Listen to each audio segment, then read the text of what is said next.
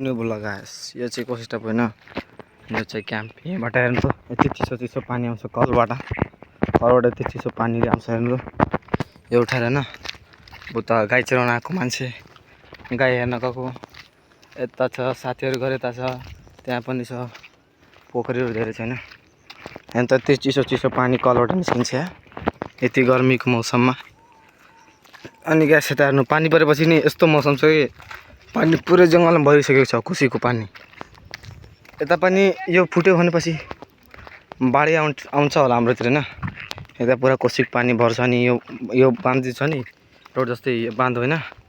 यो भाँच्छ भने त सिधै हाम्रो घरतिर चाहिँ पानी जान्छ त्यहाँ चाहिँ हाम्रो एरियाको दमकल छैन त्यो हिँड्दै जाँदैछु त्यही भएर आवाज आइरहेको होइन होला राम्रोसँग त पनि जाम ल मोबाइल पनि ओभर हिट भएको छ गाइस घामको कारण मौसम हेर्नु यति राम्रो छ वाउ अब मेरो मोबाइल पनि त्यति खास छैन जुन कारणले त्यो आउन सक्दैन गाइस एकपल्ट यो जङ्गलमा होइन भर्खर पानी परेको थियो नि जस्तो धारा हुन्छ नि सानो सानो नदी जस्तै त्यस्तो सानो सानो थियो यार यो जङ्गलमा त्यहाँ पानी छैन थोरै पानी हुँदाखेरि बब्बाले झर्न जस्तै थियो क्या अहिले यो जङ्गलमा जति जनावरहरू छ नि सबै यतापट्टि हाम्रोपट्टि आएको होला नत्र उता जङ्गल छ एउटा दुईटा कोसी त्यो पारि त्यही छ होला अझै त्यहाँ केटाहरू जाँदैछैन म पछाडि छु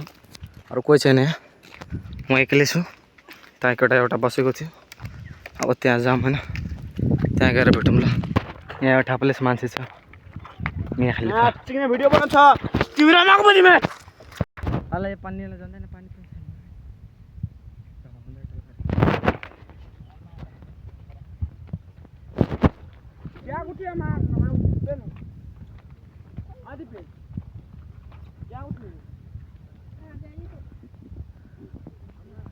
गाई खोज्नु पर्छ होइन